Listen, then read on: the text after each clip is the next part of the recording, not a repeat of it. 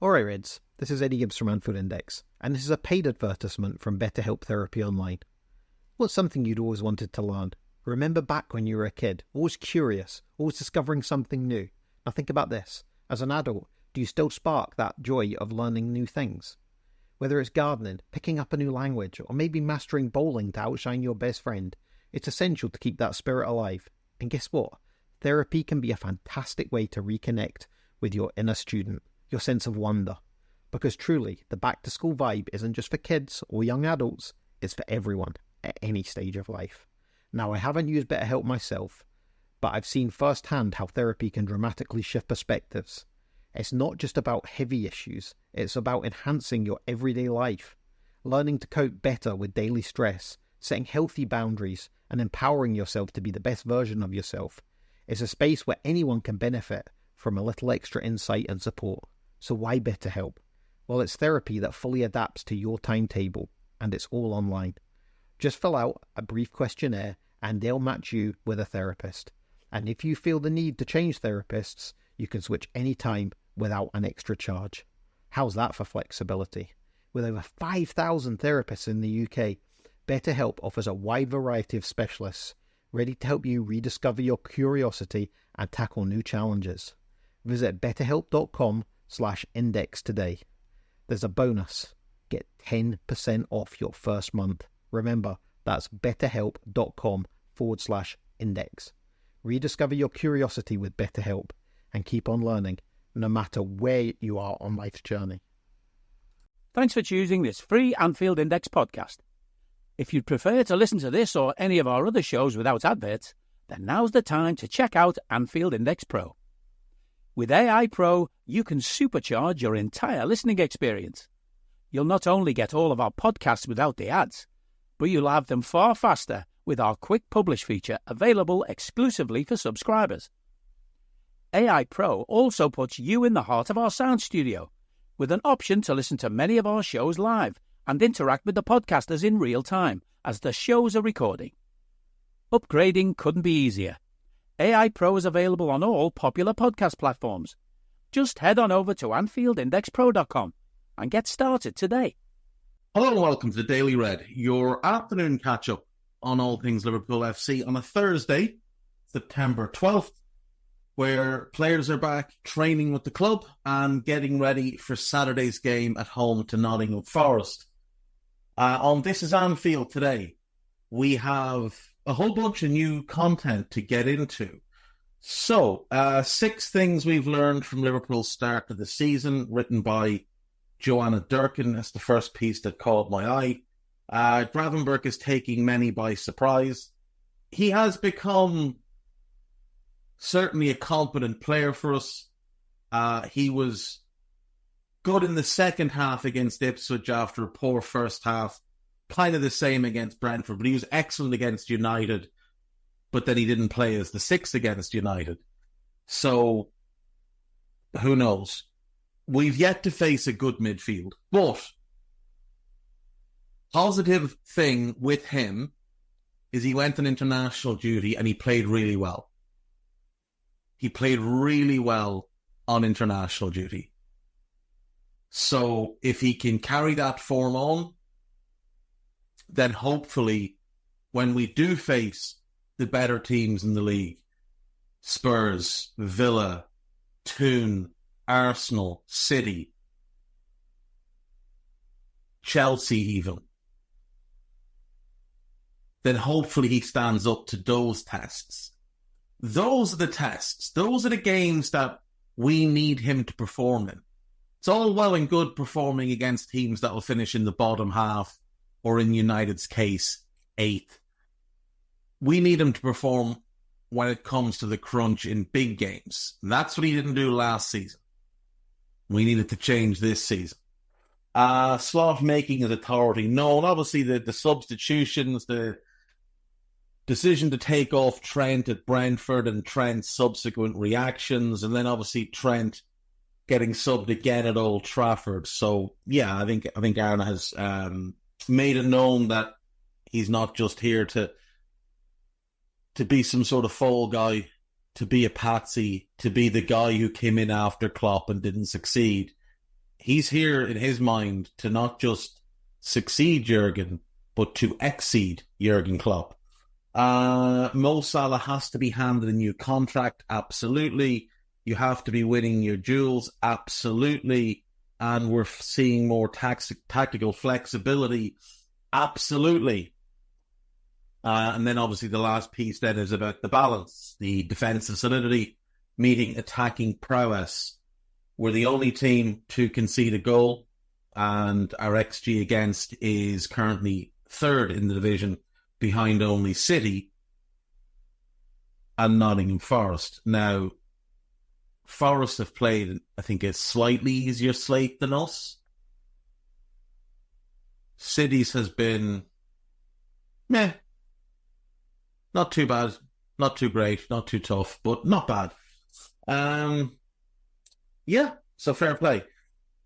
Big news in the Premier League, obviously, is that Manchester City's hearing for the 115 charges that they have had brought against them is set to begin on Monday. Now, remember, this covers their breaking of financial fair play rules from 2009 to 2018. Not because the cheating started, not because the cheating stopped in 2018, but because that's when the investigation started. And they could only investigate retrospectively. So when all of this is said and done, there's going to need to be another investigation that covers from 2018 to the present day. Because you can be certain the cheating didn't stop. The way they cheated might have changed, but you can be certain there's still rampant cheating going on an industrial scale at Manchester City. Now, some people think this could lead to them getting a points deduction. I don't see a points deduction happening this season. I think if there is a points deduction, it's probably pushed to next season. But it could be an awful lot more serious. Like, it genuinely could be an awful lot more serious for them. We're talking about 3 league titles that were won in that span. One under Mancini, one under Pellegrini, and the first one under Pep. The subsequent titles under Pep not covered by said investigation, which is why there should be a second investigation. Those 3 titles could well be stripped from them. They could well be stripped from them. I think that there is a very strong possibility of them being dismissed from the league.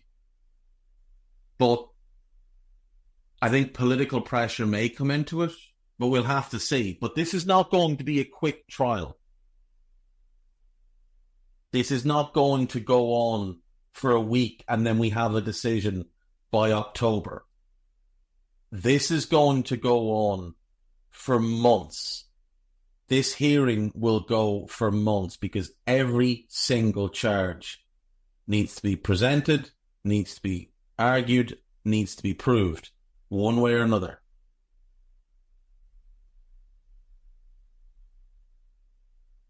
This is going to take a long time. It may be February, March of next year before we have an actual punishment or decision on what happens here. Then there will be an appeal. So this is going to take a while, get strapped in. It's not going to go quickly. Liverpool's youngest goal scorer, happiest he's been in a long time at League Two club. Ben Woodburn, who was 17 years, 1 month and 14 days of age when he became Liverpool's youngest ever goal scorer in a League Cup game at home to Leeds United. He was tipped as the next big thing. Without question, he was tipped as the next big thing. And it never panned out from at Liverpool, obviously. He had a loan at Sheffield United, a loan at Oxford, a loan at Blackpool, a loan at Hearts, which, to be fair, he was very, very good when he played up there. He spent the last 2 years at Preston after leaving Liverpool, and now he's playing for Salford City. And it's good to see that he's happy. It is good to see that he's happy there. I personally think he's too good for that level. Like, he was playing regularly in the Championship. Not an every game starter, but still regularly, 38 games and 20 games season of season. I do think he missed part of last season through injury, didn't he? I think he could easily go play for another Championship team. He could have easily gone to a League One team. He could certainly go play in Scotland, but he made the decision to join Salford. I'd imagine they're paying him in and around what League One wages would be, because they do spend money. But I'm just happy that he's enjoying his football and happy in life, because that's all you really want for players, ultimately. Szoboszlai makes impossible declaration as Liverpool players react to EAFC ratings. So EAFC is FIFA, yeah? But because of stupidity, it's not called FIFA anymore. So Szoboszlai wasn't too happy with his rating. He said his shooting should be rated higher. Interesting. I don't know. I mean, ultimately, who cares? But yeah, I know players do sometimes get a little bit worked up about this. Was it Ox a few years ago got a particularly bad card and the lads were making fun of him? So Jota, the first thing Jota noticed looking at his was that his pace was the same as Szoboszlai's. Szoboszlai said that's impossible, and Gravenberch confirmed that Dom is faster. So Dom's card, by the looks of things, is quite low. 82 pace when he's one of the fastest players in the league. 80 for shooting when he's one of the best shooters in the league. Now, we need to see more of it, but here are the ratings for the Liverpool squad. Alisson has an 89. Kelleher is up 4 to 77. Virgil is 89. Trent is 86. How? Robbo is down 1 to 85.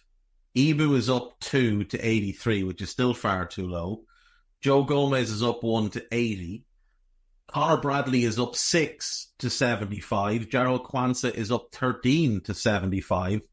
Costas Tsimikas is 77. Alexis is up 4 to 86. Dominic down 1 to 81, which is farcical. Endo is an 80. Curtis Jones is up 2 to 79. Harvey Elliott up 1 to 78. Ryan Gravenberch down 1 to 78. And then forward players: Mo, 89. Jota, 89. Diaz, 84. Cody, 83. And Darwin, 82. So no change on any of theirs. How we don't have a 90, I don't know. We have 4 of the best players in the world that walk into a World 11. Like, there's arguments you can make for different goalkeepers. There are arguments. You could make a good argument for Thibaut Courtois. You could make a good argument for Jan Oblak. But ultimately, when push comes to shove, nobody's taken either of them over Alisson because of his all-round game. Certainly nobody neutral. Like, if you ask a neutral fan, let's say you ask an Arsenal fan, they're taking Alisson over either of them. United fans, if they put aside their stupidity, is taking Alisson over either of them. City fans the same. Spurs fans the same. Chelsea fans might say Courtois because they had Courtois, but also because they're idiots. But ultimately, they know Alisson's better than Courtois. Virgil's in a World 11 every single day of the week. It's just a matter of who partners him. Trent is the best right back in the world, and Mo's the best right winger in the world. Like, we have 4 of the best players in the world. Which again leads back to the notion that us winning one league title was performing a miracle, being very foolish. Liverpool rejected bids for Queevy and Kelleher. Show why they were right to keep him. I mean, based on the offers that we got, yeah, certainly. Certainly we were right to turn it down. 7 million and Matt Turner, who's really not very good. That was a very stupid offer by Nottingham Forest, and one that they should probably apologise for the next time they come knocking for him. We'll check Liverpool.com and see what's what. We will not be checking Anfield Watch today. Paul Scholes says Arne Slot. He doesn't know if Arne Slot likes Trent. Paul Scholes isn't very bright. He just isn't very bright. Liverpool 11 predicted for the Nottingham Forest game. We'll check that out. This Mbappe nonsense is still rumbling around. It's irrelevant whether he was going to sign for us or not. I don't believe we were going to pay 100 million for him personally. Gary Neville says he was stunned by Trent in their interview. Trent Alexander-Arnold feat proves yet again Gareth Southgate was utterly wrong. Gareth Southgate was wrong about pretty much everything during his tenure managing England. Sergio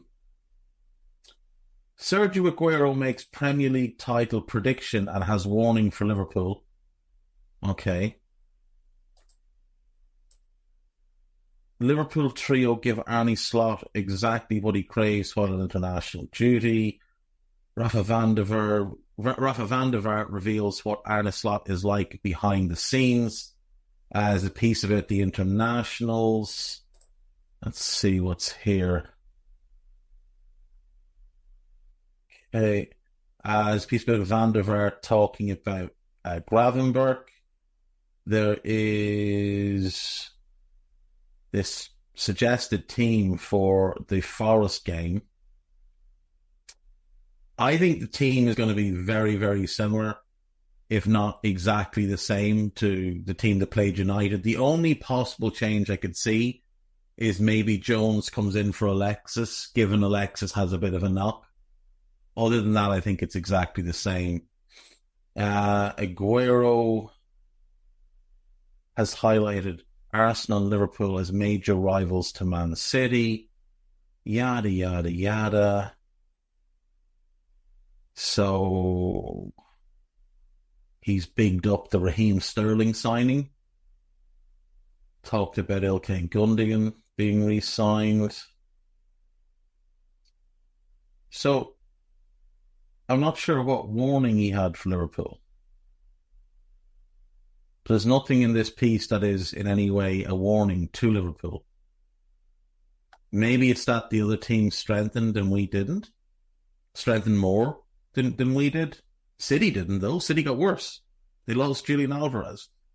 I don't care that they got back old man Gundogan or a winger who's had one season. They lost Julian Alvarez. They've gotten worse. Arsenal got a bit better, but they strengthened in areas they were already pretty strong in.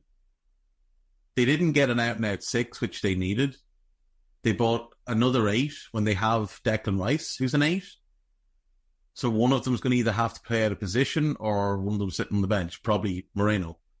And they signed Raheem Sterling, who hasn't been good in a couple of years.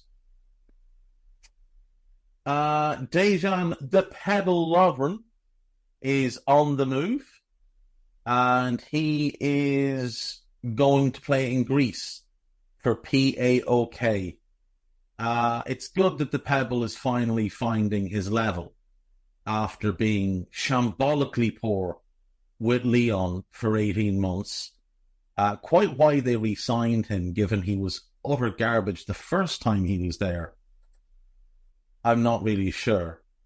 But Greece seems like the right level for the Pebble, who I note has finally shaved his face and no longer has the goatee, which is a little bit unusual. He looks a little bit different. Yeah, I mean, he was obviously awful for us. He was dreadful for Lyon. I didn't watch a ton of Zenit, but I mean, Zenit winning the league really doesn't mean anything. They win the league all the time. They won the league before he arrived. They won the league after he left. He wasn't a starter. So, well, he wasn't after the first season. So yeah, I mean, it is what it is. Best of luck to the El Pebble in Greece. I hope it goes swimmingly. Dave O.C. Kopp. Dua Lipa is set to play at Anfield in 2025.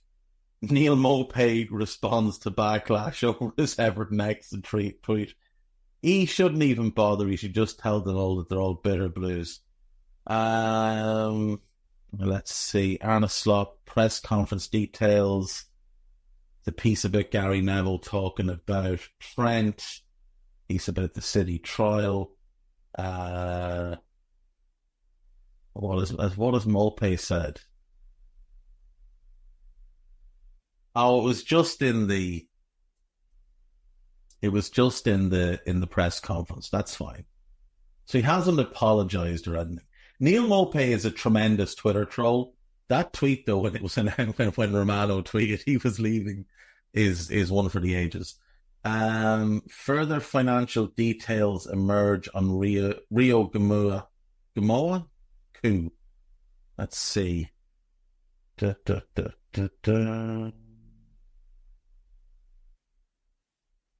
Okay. So Liverpool will pay a 6-figure fee for the player. Okay.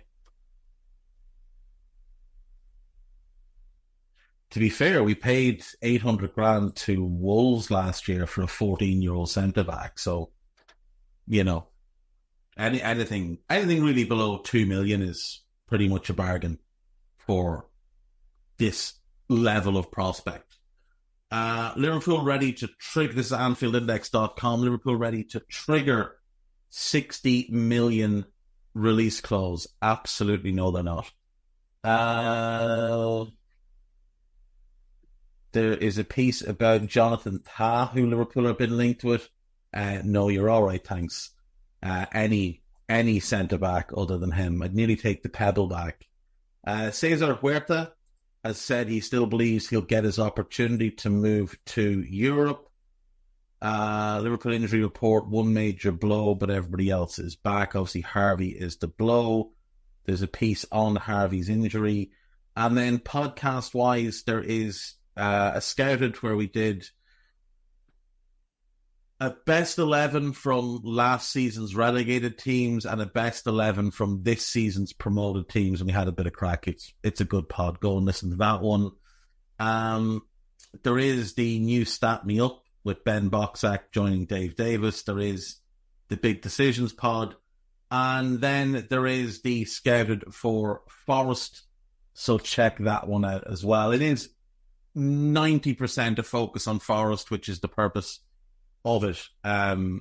So don't be upset if you don't hear us talking too much about Liverpool. We had a good old waffle on Forest, though. So there you go. That's everything. I'll see you tomorrow. Take care of yourselves. Bye-bye. We hope you enjoyed listening to this Anfield Index show. Please be sure to subscribe to our channel so future podcasts find their way to your device automatically. There's nothing quite like fan engagement, and we'd love to know what you think of anything discussed on this show. The best way to get in touch is over on our free Discord community, where both podcasters and listeners debate the hottest LFC topics 24/7. Sign up free now at AnfieldIndex.com/Discord. You won't regret it. You can also follow us on Twitter at Anfield Index and find us on Facebook by searching for Anfield Index. Oh, and before you go, we'd love it if you could leave us a 5-star review on your favourite podcast app. It only takes a couple of seconds, and it means the world to the people who create these free shows.